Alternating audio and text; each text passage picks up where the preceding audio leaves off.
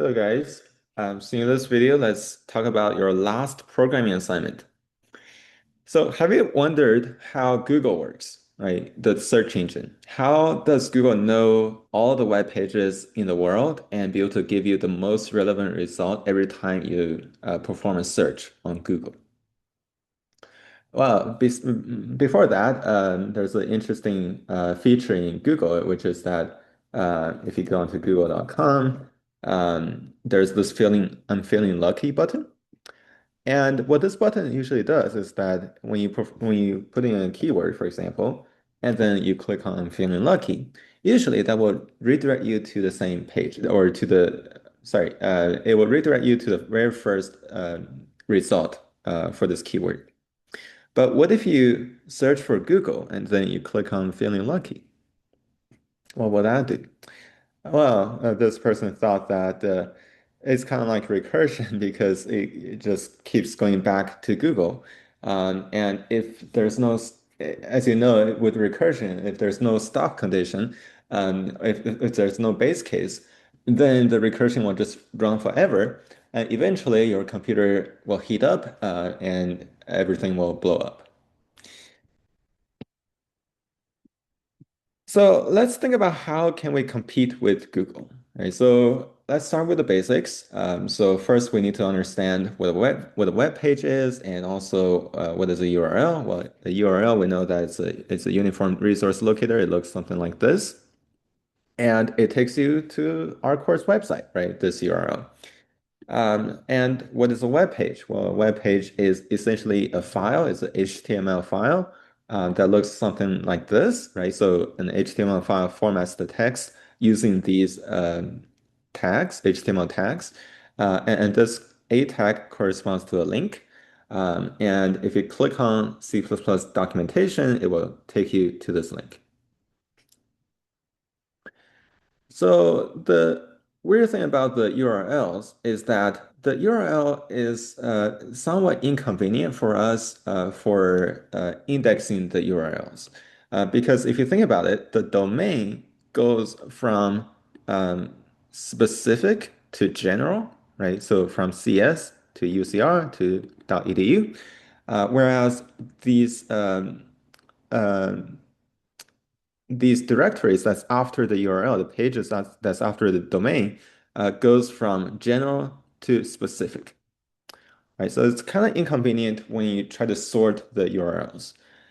So what we will do is, and if you look at this example, so suppose that you're sorting many different URLs from different universities. So if you have thousands of universities, these two URLs, even though that they're related, right? Because cs.ucr.edu should be related to ucr.edu. But if you sort them, these two URLs could be in very different locations, right? Because U is should be very far apart from C, right? So we should normalize the URL. And what we will do is we will reverse the domain. Okay, so if you reverse the domain, then these two URLs are going to be pretty close, right? Because they all share this edu.ucr. So that's going to help us with indexing the web pages and make the similar URLs to be close to each other in how they're stored in our data structure. So how do we index web pages? So obviously we don't know how Google actually does it. So we will talk about this new company called Nugo, and we will discuss how Nugo might do it. So given what we have learned in this class, we know we have some ideas about how to do this, right? So first of all, every time when Nugo sees a new web page, like if you have started a new company and you put out a web page out there, then the Nugo will create a file for your website, right? So this file contains the URL, the date it was seen, pages that it links to, its significance, and we'll talk about the significance later, and perhaps there's going to be a compressed copy of the web page. Now, because this file and because there are billions of different URLs on the website on the internet, and for each URL, you need to store this file that contains some information about the web page, you can imagine that there's a lot of data, right? So we had to store this on your hard disk. And um, to store it onto your hard disk, there is going to be a page index that corresponds to the location on your disk, right? So from the page index, which is a unique integer, so each page has a unique number, and that index takes you to the specific block on your disk so that you can read from the disk, right? So we have to store all these pages on your hard disk. And as we have talked about before, in order to reduce the amount of disk accesses, you want to have a B tree, right? You want to store things into a B tree so that you can have a high fan out, right? So you can reduce the height of the tree. So you reduce the time it takes to go from the root down to a leaf. So for this, you will be implementing your own B-tree map, right? So it's a map that maps from keys to values. Um, and also similar to URLs, we also need to index the words because if you think about how does Google know that if you search for my name and data structures, it will return our course website as the first search result, right? How does it do that? So it does that by searching for the web pages that contain my name, and then web pages that contain data, web pages that contain structures, and then it's going to find the intersection of these web pages that contain all of these words, and then it returns a list of web pages. So therefore we need to also index the words. So we will also so for each word there is going to be an index that can map to the word. And for this, you will be using a hash map. So in the last week, in the very last week, we will talk about hash maps or hashing, but you don't really have to understand all of that to use as the unordered map, right? So it's a unordered map. There's no order. It is not a tree, right? So most of the operations are going to be in O1. So let's talk about how we can index the entire internet. So how does Google do it? So this collecting all the web pages algorithm is based on the breadth first search algorithm that we had seen before when we talked about graph traversals. So you can use the same BFS algorithm to index the web pages. So actually, let's look at an example. Okay. So suppose that these are the different web pages. So Mary is linked to many different web pages. So let's step through this algorithm. Okay, so Mary is directly connected to these web pages. So in the very first step, you enqueue these web pages into the queue. Next, we will pop from the queue, right? The very first item from the queue, which is snow. So from there, you will need to find if snow is also directly connected to some other web pages that you haven't seen before. Well, at snow, we know that snow is connected to fleece and little. So then we will add fleece and little to the back of the queue. And then you pop from the queue, which is jail. So jail is connected to Hale and Jack. But we have seen these before, right? So they're already in the queue. We have visited them before. And then we pop from the queue, we have white. White is connected to snow and lamb, and we have already seen them before. So you don't do anything. You pop again, so we pop Hale. Hale is connected to Jack. Jack, we have seen Jack before.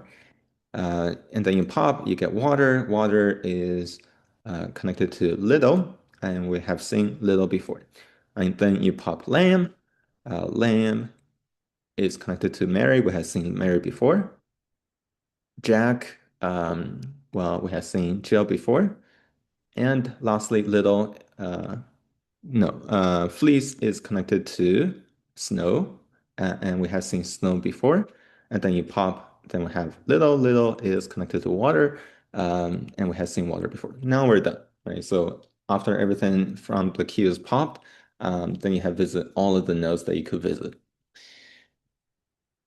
Okay, so that is the BFS crawl, right? So you start from one web page, you look at all the web pages that it is directly connected to, and then you add them, you visit them, and then you add them to the queue, and then you go through the queue and then see if these other web pages connect to anything that you haven't seen before, and then you add them to the queue, and then you keep on exploring until you have traversed through the entire graph. So that's how essentially how crawling works. Okay. And also if there's a URL that appears multiple times on a web page, then you will just ignore the duplicated URLs. And for that, you will use an order set. So let's talk about how Google finds the most relevant results, right? So every time you search Google, it finds the most relevant search results. So how it does that is that it's based on how many, so suppose that you're creating a new startup and you put your website out there and you want people to, or you want Google to return your website as the first result. Well, how do you do that? Well, that is essentially search engine optimization. So you will have other people, you ask other people to maybe put on their website, put a link to your web page on their website. So that's how Google determines the significance of a web page. So if a web page is very significant, then there's going to be a lot of other web pages that will link to it. Right, so that is the page rank algorithm. It's essentially all these other web pages. If they have a link to a web page, then essentially they're voting for this web page. And the web page with the most votes, then that is the web page that is the best web page, right, for that search result. So let's visualize and see how PageRank works. So here I have 4 web pages, right? So you see in the arrows, so page 3 has a link to page 0. Page 2 has a link to page 3, and page 1 has a link to page 2 and page 3. And page 0 has a link to page 1, page 2, anything else? And I think there is also a link from page 0 to page 3, but that you can't really see that. Okay, so let's run this algorithm. So initially, each page has an impact factor of 1. And then, depending on how many links it sends out, that will divide the impact factor that it sends out. So if you look at page 3, for example, there is only one outgoing link that connects it to page 0. So that means page 3 is going to send out this entire impact factor of 1 into page 0.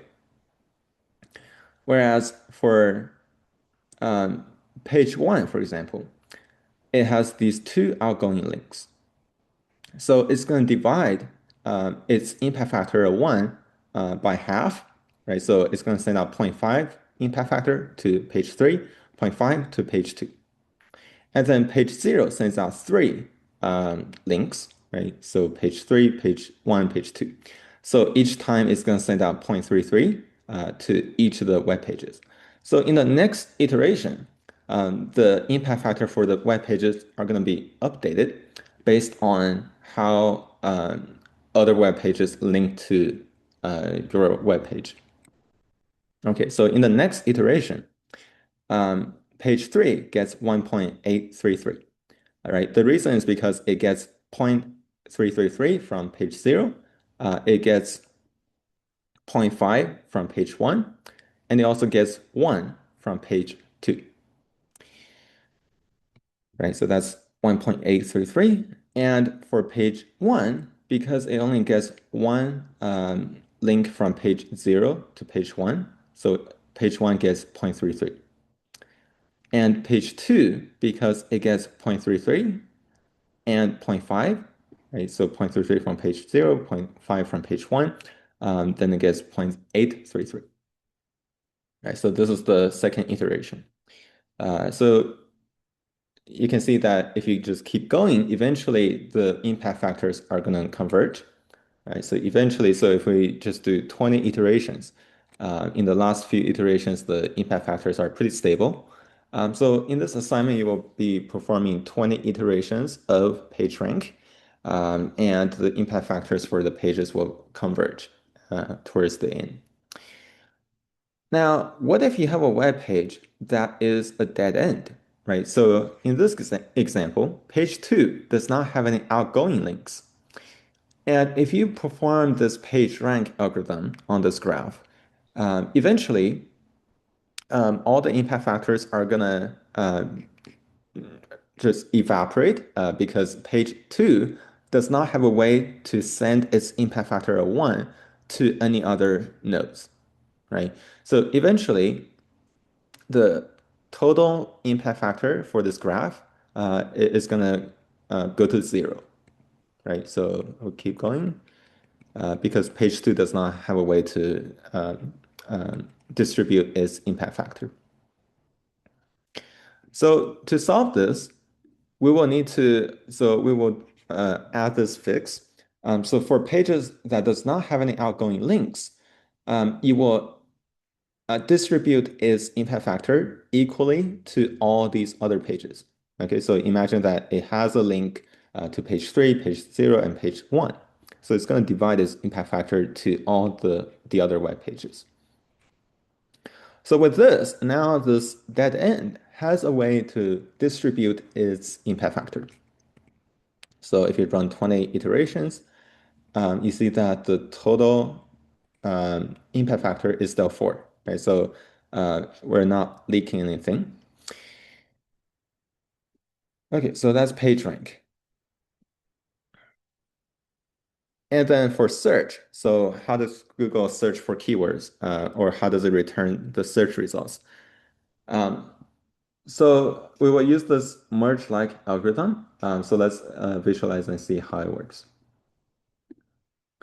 Okay, so these are the 3 keywords that you want to search. And for each keyword, it stores a list of web page indices, right? So these are the indices for your web pages.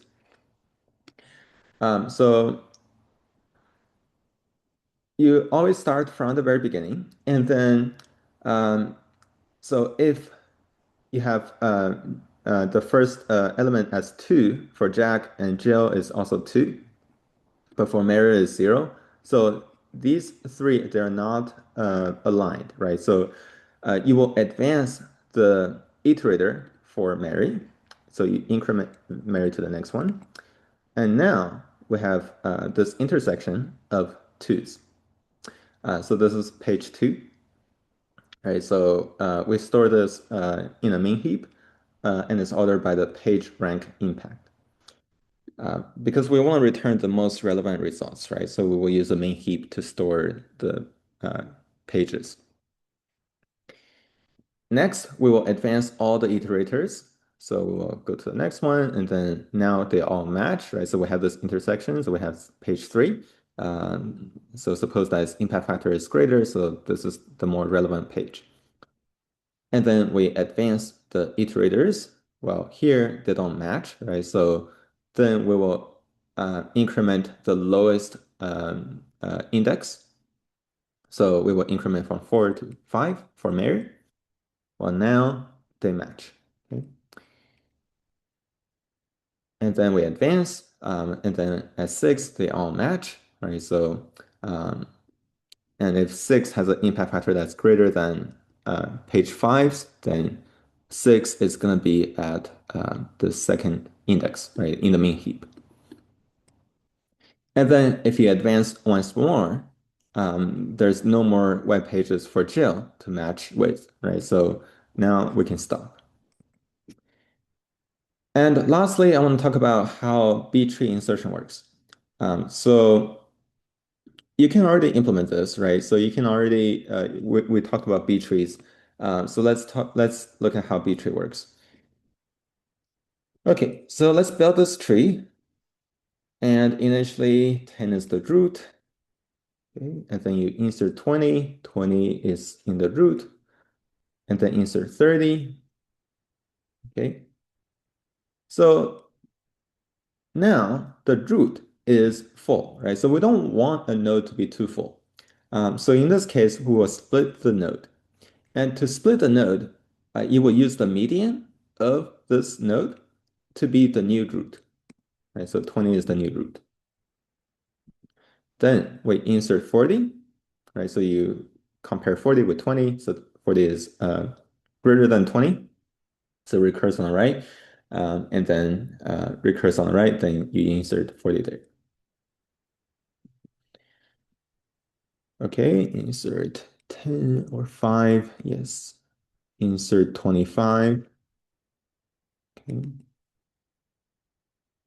Now, at this point, this node is too full. So every time when a node becomes full, it will split the node. So what you will do, you will take the median of this node and then push it up one level, right? So you will add 30 to the root. Okay. And then you can insert 35. Okay. So next we will insert 15, 16, and 17. Okay, so let's insert 15. Insert 15 there. Next, let's insert 16. So if you insert 16, because 16 is smaller than 20, so you recurse on the left. And because this node is full, we will need to split this node. So take 10 and push it up one level so that 10 is in the root. And now you can insert 16. So lastly, we will insert 17. Right? Yeah, 17. So we start from the root, but at this point, the root is full. So we will need to split the root, right? So you split the root, and then 20 becomes the root. And then now you can go down and insert 17. Okay. And that's it, right? So that's the B tree that you need to implement. All right, and lastly, here's an example of a web page, right? So you can copy these files from the CS10C server. So what you need to care about are these URLs, right? So every time you see a unique URL, you will add it to the back of the queue in BFS, and then go to that URL, visit it, and then see if you can go to other web pages from this URL, right? Or if this URL links to other web pages. And then for indexing the keywords from a web page, you will only use the last line. So all these words, these are the keywords. So you will use, for each word, right, for Mary, it stores an std vector of page indices that contain this word Mary, right? So there are multiple web pages that contain the word Mary. So this is one of them, right? Mary.html. So for the word Mary, it needs to store this list of page indices that correspond to web pages that contain the word Mary. Okay. All right, so that's about it. Please get started working on this assignment right away because it does take some time. And I'll see you in class.